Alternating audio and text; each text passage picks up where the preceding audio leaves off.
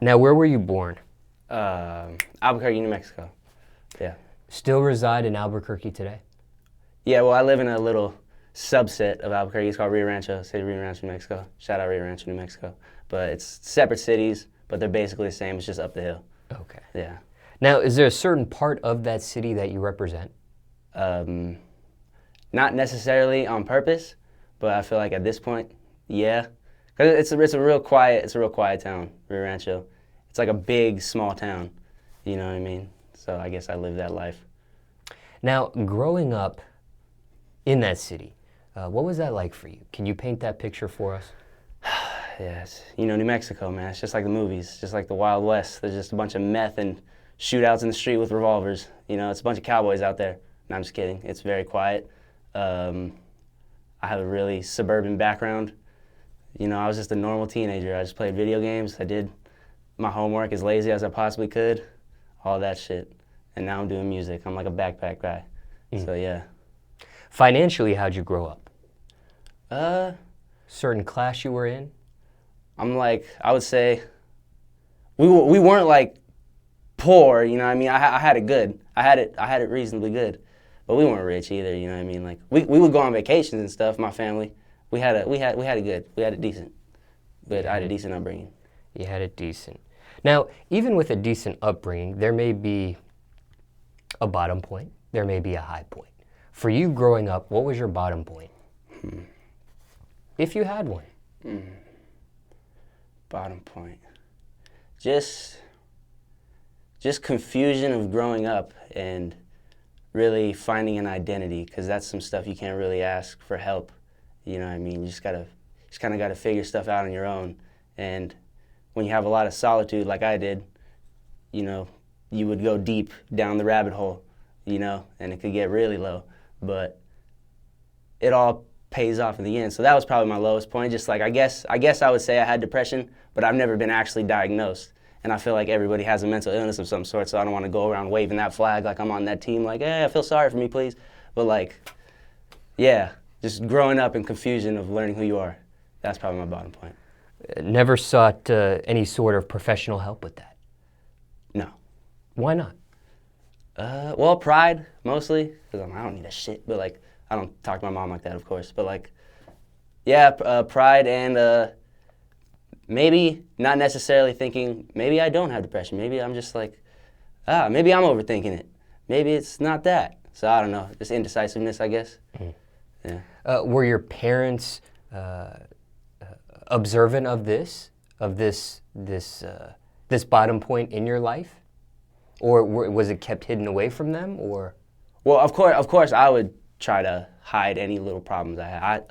I'll keep that shit away from them, of course. But I'm sure they knew. They could see right through me, you know what I mean? But it's probably a weird situation dealing with that, like a kid not knowing how to exactly approach that dilemma, you know what I mean? But I'm sure, yeah, I'm sure. The reason why I ask is because you never got professional help. I don't know if they saw what was going on and tried to get something for you, or maybe they just, it wasn't... Well, yeah. Well, my mom definitely, me and my mom would talk about stuff. Like, me and my mom talk about everything, you know what I mean? So, like, it wasn't like it was completely in the dark and, like, I was just some mystery child, you know what I mean? And, yeah. But, yeah, they definitely were aware. But it's just a sticky situation to go about. And I'm a very stubborn kid, so I don't want to talk to them about that. I'm like, oh, I got it, you know. Now, at this point, that was when you were growing up, but at this point in your life, do you feel like you need it? No, I feel good. I feel great, as a matter of fact, Smallz. I feel great. I got a propeller cap in my head. Now, on the opposite end of the spectrum, if that was your bottom point for you, what was the high point growing up? What was a really positive moment for you growing up? Positive moment. Probably finding music as like a 15-year-old, like learning that, okay, because as a kid, I always felt like I had a lot of shit to say, you know what I mean? But I didn't exactly know how to say it or have any context to like talk my shit, so to speak. And then I found music. I had been a fan of music, hip hop, but all I idolized was rappers my whole life, you know what I mean? And then there's just hit a certain point like, oh yeah, you could give this a try. You don't have to be you don't have to fit a certain mold. Just fucking do it, you know what I mean? And it's actually like therapeutic in a way. So yeah, that's probably my high point. Like learning that I could actually have what it takes to be an artist. Now, growing up, going to school, what kind of kid were you in class? Oh, I was a fucking weirdo. Oh my God. I look back, Jesus Christ. I was such a square, bro. Oh my God. I can't even. I was really shy, terrified of everything. I did not want to be the center of attention whatsoever. And I was just insecure. Now it flipped and it's like exaggerated. Now I just think I'm the shit all the time, even when I shouldn't. And it's just, yeah. How did the switch flip? Because some people, the switch never flips. That's true. What was the turning point for you when it went from the opposite direction? If you could pinpoint it. Honestly, probably just getting confident in my own music. Like starting to make music and actually really loving my music instead of like trying to convince myself, you know what I mean, of what it might be, you know what I mean? So yeah, just developing as an artist and really loving what I do and then getting better at it and realizing the effect it could have. Now, you described yourself as a square and this, that, and the third, right? Yes, But were you part of a certain clique or crowd? I mean, I played basketball. So I thought it was cool for like wearing the hoodie and stuff. But nah, I mean, my clique, I never really had like a big group of friends. Like I was that kid that everybody claims to be like, yeah, I wasn't popular. I wasn't the bottom of the barrel either, but I was friends with all the popular kids, so everybody knew me. I was that guy, but like, aren't we all? Now, how good were you in basketball? I was average. What position did you play? Ooh, I would fluctuate, you see. I'm not like LeBron, I can't do it all, but like, you know, good .2 guard. Try to be as versatile as I can. JV varsity? Nah, I hit C team, bro. I was not, nah. I'm not going to the league. Not that far. Nah. Now, when it came to music, did you ever take music classes when you were in school? Yes, actually. I had my sophomore year in high school, I had an audio production class. That was dope. It was basically like we'd walk into the class and our teacher would be busy as fuck doing all of his other stuff because he was a music teacher and he was like a bunch of other shit at the same time. So he would just like, hey, go to the computer lab. And then we would just fuck around on FL Studio for an hour. And, you know, I got to learn some stuff there. But I learned that I'm not exactly a producer. So, yeah, I had music. And then I took piano too, piano and keyboard. That's where but that's where I had that class with my boy Gilly Galad. Shout out Gilly Galad, he's another artist. But yeah, just those two, I think. I don't think I really had anything. Didn't do the band, didn't do chorus? Nah, I wasn't a purist like that, no. Now, when you start exploring the music side of things, were you that type of kid in class that was freestyling with others? Were you battle rapping other classmates or no back then? No, back then I was kind of afraid to tell people that I was rapping still. Like I would tell my friends and then like people would be like, oh, okay, you better rap, okay. But it never really, I wasn't like all in enough yet or confident enough yet to like try to show off the fact that I was rapping or about to rap. I was still like trying to keep to myself and actually develop some shit before I could talk my shit, you know what I mean? So nah, I wasn't like that. Participate in talent shows back then? Yeah, I did. Well, in high school, like at the end of high school, I did audition for the talent show. Yeah. And were you able to place? Yeah, that was light work. Yeah. What did you place? Oh no, well, I don't know why I said it like that. It was, matter of fact, here's the story. Here's how it goes. Okay, so I audition. I'm just rapping on stage I'm just rapping a verse for whatever. And then the audition crowd is like full, like more than I thought it would be for an audition. There's just probably more people than were actually at the show, you know what I mean? But so the crowd's full for the audition. I'm doing my little verse. I go back to ask the teacher, like, hey, how'd it go? And then she was like, yeah, you made it. Yeah, it's fine. But do you want to perform in front of the school? And I was like, yeah, that sounds fucking great, actually. That's a bigger gig, I guess. So, yeah. And then it turns out the show got canceled. They didn't even fucking do the show. There wasn't even enough, like, attendance. There was, like, 4 tickets sold. So, like, yeah, let's just pull the plug on that one. So, yeah. No, I did not place, to answer your question. Didn't place. No, I didn't place, no. Now, back then, and this was when you were in school, because at 15 is when you start to explore. Did you have a song you were promoting at the time? At 15? Maybe not at 15. I mean, from 15 to when you graduate high school. Was there a song in between that time that you were promoting back then, or no? I didn't really have real structure with my shit until probably like my senior year when I started working with like my people and stuff that I work with now. Like before it was just like, I'm gonna drop the shit on SoundCloud. I'm in full control right now. You know what I mean? I'm like, I feel like I'm having like a real impact out here. Every time I drop on SoundCloud, half the world's tuning in. So it's just like I was kind of doing it at my own pace and just dropping songs every like 2 weeks and then deleting them later because I'm like, I don't like them. Yeah, it was real different. I'm really sporadic. Now, when it comes to, I asked you about talent shows. Ever perform at a pep rally before? Yeah, that was the show off for my big gig where I blew up. Explain. Okay, so like the talent show story where she offered, blah. I performed at the pep rally. It went pretty cool. Everybody looked at me different because that was like, people knew I was a rapper, but they were like, oh, he's really a rapper? And he's like seriously trying? What is he doing? Like I walked into the center of the basketball court and I could see people like, oh God, let's see where this goes. And then, we finished it. I did whatever I had to do and then it was like, yay, all right. But it was a school show, so it wasn't like exactly hype. It wasn't like moshes or anything. It was cool though, it went well. I think it was a good boost for my confidence.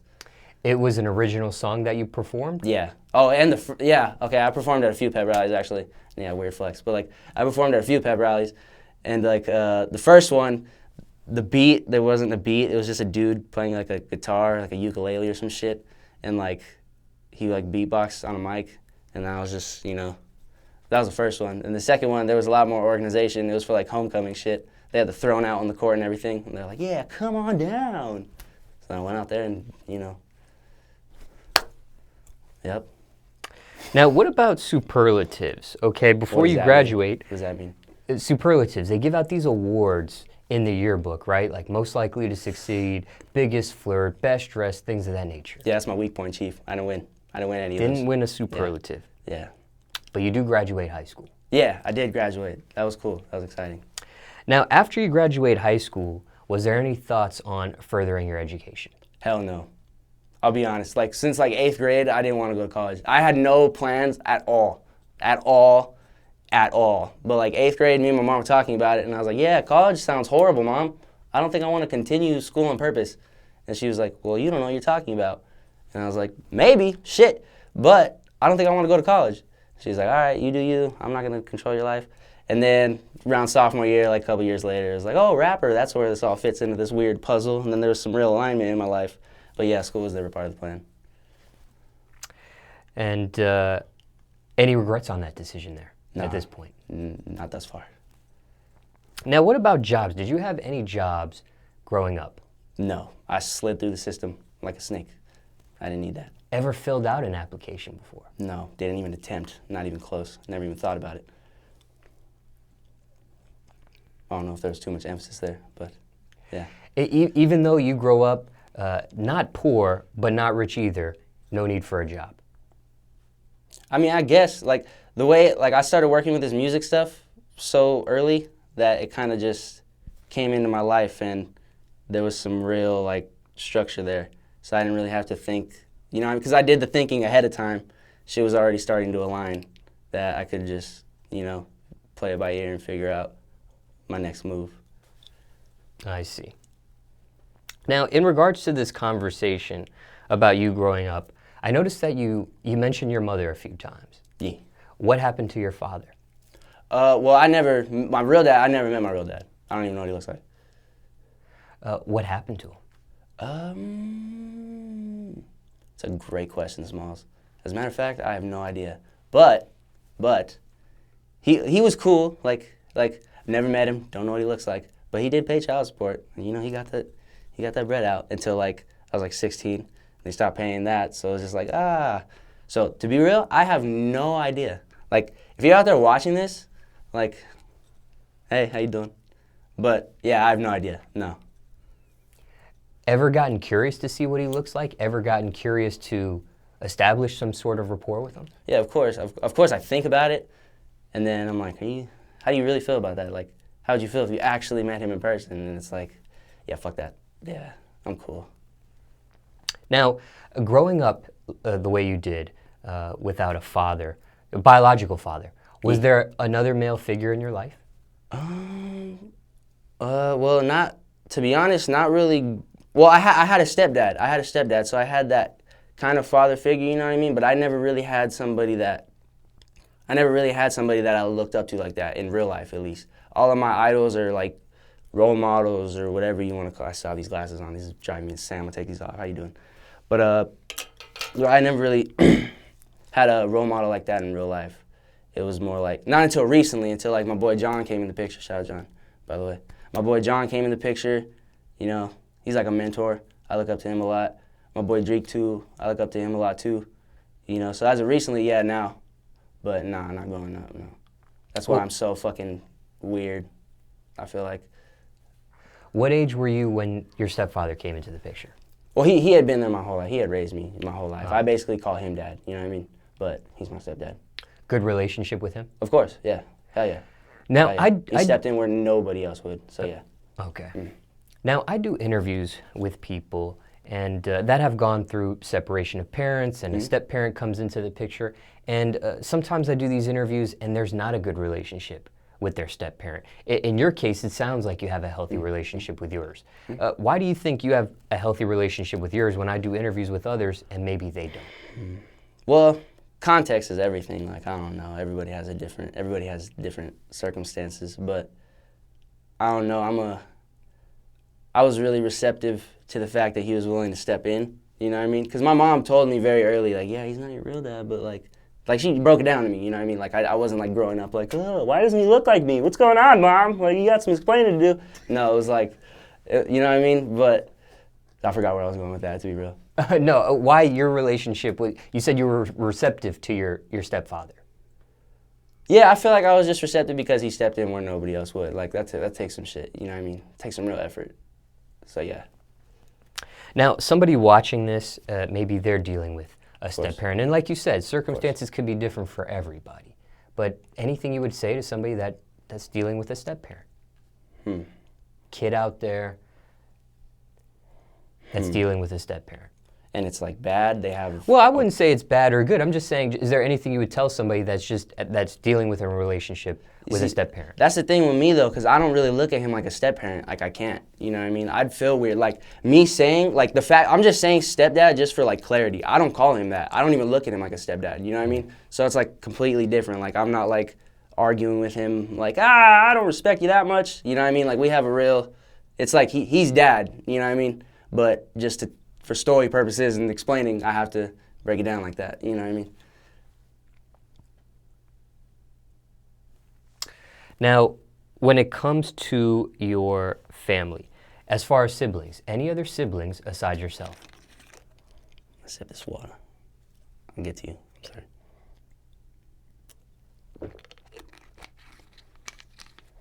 sorry. But yeah, I got a sister. You do have a sister. Now, where do you fit on that ladder? Are you the youngest or are you the oldest? I'm the oldest, or the youngest. I don't know why I said that. I'm the youngest, yeah. I'm the baby. You're the youngest. What's it like being the youngest in the family? It's cool.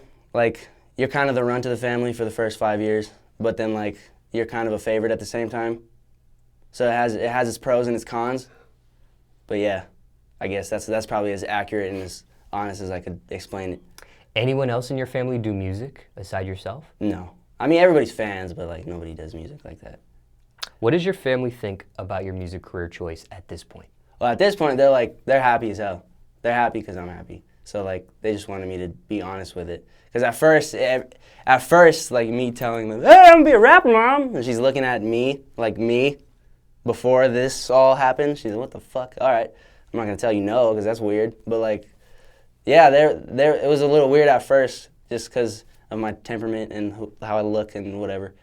But now they're really like, you know, do it. Like, you're genuinely happy, and there's a genuine high end at the end of this, you know what I mean? So.